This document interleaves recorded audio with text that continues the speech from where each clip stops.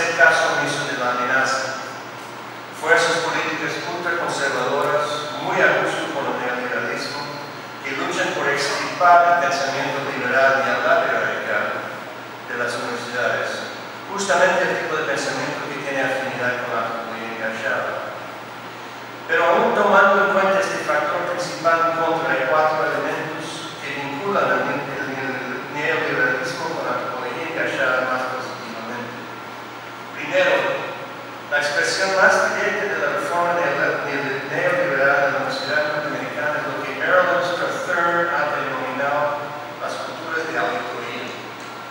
Exigencias de resultados prácticos contabilizados en relación a los fondos gastados.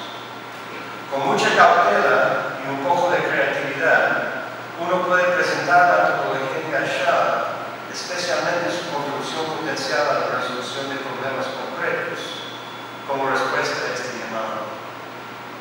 Segundo, el multiculturalismo neoliberal ha abierto espacios que invitan a los protagonistas de derechos culturales a usar el sistema en contra del sistema, como me dijo un intelectual carisma de Honduras. La antropología enganchada está bien posicionada para contribuir a esta lucha contradictoria desde dentro. Tercero, en el contexto de recortes presupuestarios, la búsqueda de financiamiento alternativo para la investigación, la antropología enganchada está bien posicionada para acudir a donantes que quieren soluciones prácticas en vez de lo que perciben como conocimientos esotéricos. Yo he experimentado cada uno de esos 3 elementos, historias que no tengo tiempo para contar aquí. Y aún más de cerca el cuarto factor, que es el más delicado por tocar sus propias decisiones profesionales. Somos un buen número, formados en los años 70 y 80, en la mística de la antropología enganchada, que nos toca ahora dirigir instituciones con cuotas modestas de poder.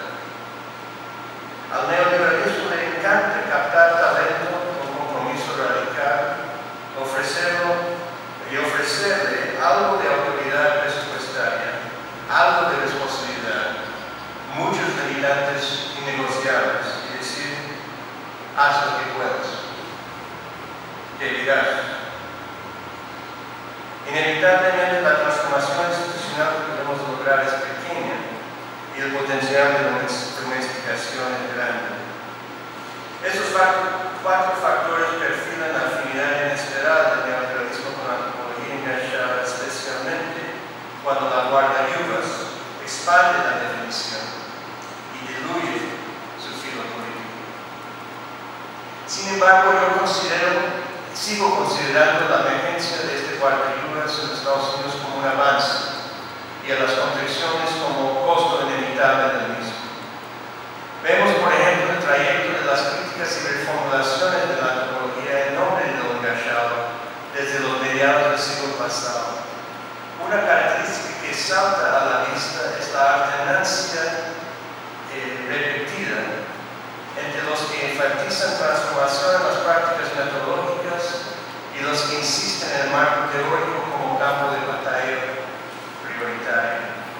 Esa alternancia comienza en los años 50 con la propuesta de Soul Tax, de Action Anthropology, que promete resultados a través de métodos aplicados con poca examinación crítica de las relaciones de poder que marcan la acción. Sigue la alternancia hasta varias décadas después, cuando la crítica cultural de Clifford y compañía enfoca las formas de representación antropológica, casi sin tocar las relaciones con los protagonistas de la investigación misma. Yo contribuí a esa alternación con un artículo publicado en 2006 justamente para resaltar los limitantes de esta crítica cultural de Clifford. Y se acaba de salir en Culture Anthropology un artículo genial que insiste que el mío abordaje es contraproducente por mantener el marco modernista que menosprecia las formas alternativas de hacer la política, que saltan a la vista cuando priorizamos el trabajo teórico.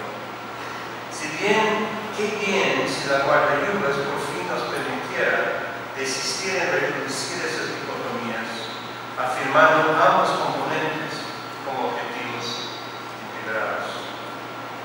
Pero solo si registramos a la vez la diversidad interna, lo cual sería el ejercicio más completo si ampliamos el lente para incluir las experiencias de Brasil y México.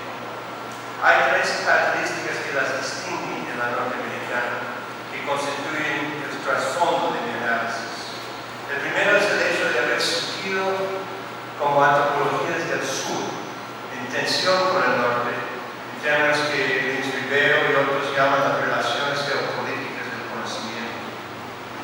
El segundo es la relativa centralidad de antropólogos de referencia y por extensión el gremio en sí, de pensar en actuar en función de relación dialéctica con el proyecto de nación. Observación clave de Cross para México y Marisa Terán para Brasil. Tercer factor es la relación profundamente entrelazada de la antropología con sus respectivos estados, no solo por el hecho del financiamiento estatal de los centros de estudio superior, sino también como empleador de antropólogos profesionales. Pienso aquí no solo en las expresiones clásicas de esa relación como INI o FUNAI, sino también los peritajes, los múltiples roles del experto cultural, el empleo en la gran industria del patrimonio cultural, etc. Estos tres factores contribuyen directamente a la percepción generalizada, en contraste a Estados Unidos, que la antropología en ambos países es por naturaleza enganchada, al menos en el sentido amplio del término. A la vez hay patrones comunes entre norte y sur que saltan a la vista.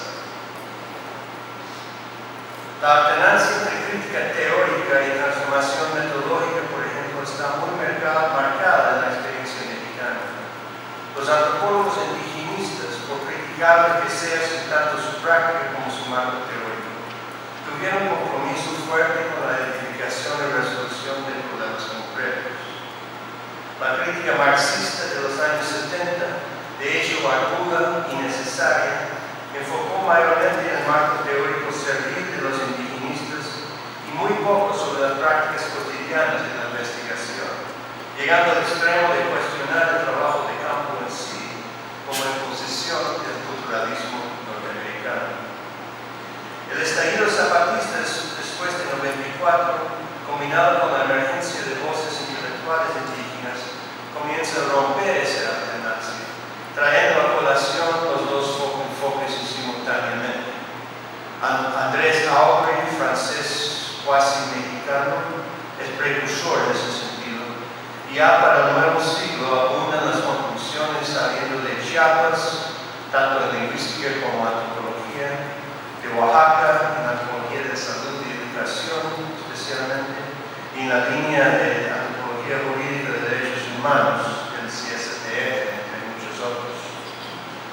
Tercera paréntesis. Notarán mi gran sesgo para el CIESAS en México, que considero el segundo hogar intelectual. Y admito que hace falta ampliar un poco el lente para entender bien a México. Si bien el marxismo logró cierta hegemonía en la antropología mexicana en los años 70 y 80, la heterogeneidad teórica posterior coincidió con una mayor apreciación de los otros componentes de la antropología engajada, la transformación metodológica, la ampliación de temas de estudio y mayor sensibilidad a las voces indígenas. En Brasil hay vertientes de la antropología engajada, tres asociados con la generación más establecida y seguramente muchos más de los jóvenes que quedan para mí por registrar, entender mejor. La más fuerte y duradera, sin duda, desprende del trabajo extensivo con pueblos indígenas. Desde el liderazgo de Darcy Ribeiro, en forjar la Declaración de Barbados, antropólogos brasileños han jugado roles claves en denunciar opresión, avanzar el abanico de derechos, especialmente al territorio, promover políticas en educación, salud, lengua, religión, autorrepresentación, encaminadas hacia la autonomía, en tensión directa con el proyecto dominante de esta nación. No pretendo haber asimilado los matices en esta vasta experiencia, pero algunos nombres emblemáticos, Pacheco de Olivera, Barbosa de Almeida, de Sosa Lima, cierran el argumento. El supuesto es tan arraigado que aun cuando hay desacuerdos fuertes de interpretación, la crítica reciente de Alcide Ramos a Eduardo Viveros de Castro es ejemplo notable. El debate gira en torno de visiones contrastantes de lo encargado. La segunda vertiente que deja lo indígena a favor de lo urbano, la calle y las culturas populares está estrechamente asociada con Roberto de Mata y sus discípulos. Octavio Bello etiqueta a esa segunda corriente como populista y avanza una interpretación que nos obliga a pensar seriamente los límites del término engajado. Los antropólogos populistas argumentan de ello con una leve carga de ironía. Están enganchados con el afán de vincular las prácticas populares urbanas a un proyecto de nación abarcador, pero en última instancia sirviendo, cito, intereses de clase elitistas. Una tercera corriente, asociada con Cardoso, Belafel Mundial y otros, está más dedicada a las transformaciones teóricas de la antropología que ha propiciado lo engajado, inclinada a conectar el quehacer antropológico con las grandes problemáticas nacionales, las jerarquías políticas y económicas, los movimientos sociales, la migración y la violencia urbana, etc. Es seguramente por el hecho de que en la autopercepción profesional toda la antropología brasileña es engajada, y Marisa Perano, relatora prominente de la antropología brasileña, podría mencionar el afán general de, cito, combinar la excelencia teórica con el compromiso social, pero sin mayor explicación de esta característica tan clara. Por ser tan implícito y consensual, tal vez, se vuelve menos notable. Este consenso, presente con matices diferentes en los tres países, es justamente lo que yo quisiera explorar críticamente, y no con el propósito de desarmar la guardavidas, sino de entender mejor las prácticas variadas que pertenecen a esa categoría amplia y las que por una razón u otra quedan fuera. Segunda sección, los abrigados por la guardavidas. La primera dificultad en cualquier esfuerzo de delimitar este terreno es tan espinosa que muchas veces quita el deseo de seguir. La antropología engajada requiere, al menos implícitamente en nosotros, definido no solo en términos profesionales, sino también en relación a valores ético-políticos en común. La teoría social contemporánea ha enfatizado que posicionarse es un acto político cuyas repercusiones son imposibles de eludir. Hasta cierto punto se puede simplemente reconocer estos hechos, afirmar cierto pluralismo y dejar el asunto a la discreción del investigador individual. Pero ¿hasta qué punto? No hay antropología más engajada que la que ha pedido el ejército de Estados Unidos en un eco de desconcertante de batallas que eran hace 30 años, 40 años. Análisis de sensibilidad cultural para afianzar la contrainsurgencia a través de su programa Human Terrain Systems. Para aquel es seguramente un ejemplo demasiado fácil. Podremos también citar a la antropóloga noruega que asistió a un taller que impartí recientemente con motivo de refinar su ejercicio de antropología engajada dentro del ejército noruego, que tiene otro carácter, obviamente. O de George Punneth, en un artículo publicado recientemente en Current Anthropology, que expone los dilemas que surgieron en un esfuerzo de emplear un método engajado en su trabajo de campo en comunidades de la India, que desarrollaron en el curso de su investigación simpatías profundas con guerrilleros maoístas. O para revisitar la ironía de Octavio Bello, una antropología comprometida con determinado proyecto elitista de forjar patria.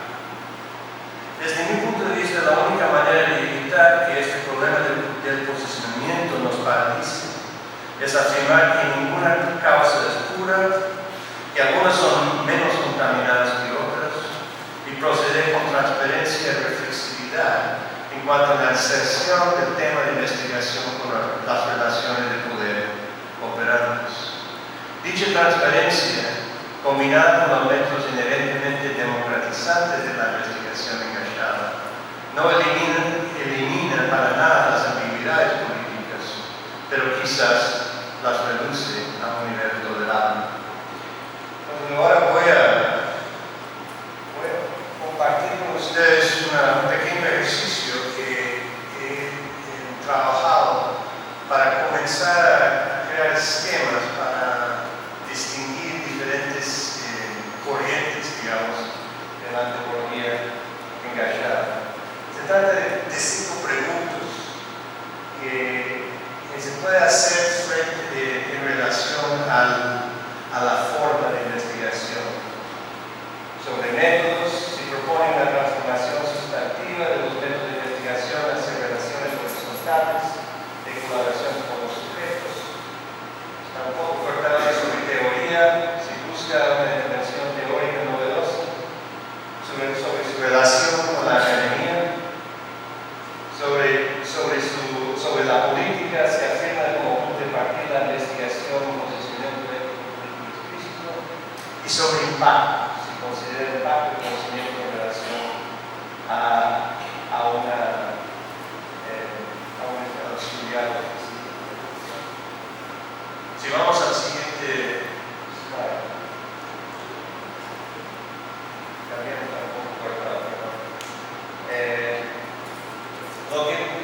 lo que arroja ese esquema es una serie de vertientes diferentes que yo creo que nos ayuda a comenzar a pensar ese gran guardarribas de antropología engajada y distinguir tanto las premisas o los propósitos de cada uno como su relación tanto con la academia como los protagonistas. Y voy a dejar esto ojalá como provocación para la discusión posterior. El mensaje principal que resulta de este ejercicio es que la guardarribas de antropología engajada tiene variantes distintas que van a ofrecer áreas de fuerza, debilidades diferentes y por extensión relaciones diferentes con los protagonistas como también con la academia. La quinta que no se ve con los afiches se llama perfección militante. Esta quinta variación requiere un poco más de explicación porque se ubica claramente fuera y hasta en contra de lo académico y por ende también en contra de la antropología como entidad profesional. Un ejemplo sería el colectivo Situaciones de Argentina o las universidades de la tierra de Chiapas y Oaxaca. Su identificación primaria es como militante dentro de un proceso político, en base del cual hace recurso a una formación intelectual, sea en la academia, pero más probablemente autodidacta. Recolecta datos y en determinados momentos toma pausa para reflexionar de forma escrita. Para mí, la reflexión militante trae a colación un dilema agudo: producción de conocimiento tan fecundo original, justamente por su inserción en un proceso político, pero que difícilmente se reproduce sin posibilidad de recurrir a la formación académica. Tal como la reflexión militante tanto rechaza como necesita la academia, cada uno de los 4 vertientes restantes también lleva contradicciones inherentes. La investigación articulista intenta compatibilizar a dos mundos, lo académico y lo activista, que por definición están parcialmente contrapuestos. La antropología aplicada casi siempre procede anunciando fines progresistas, pero contratado por instituciones que muchas veces no comparten esos fines. El intelectual público avala la ciencia, que abarca en sí jerarquía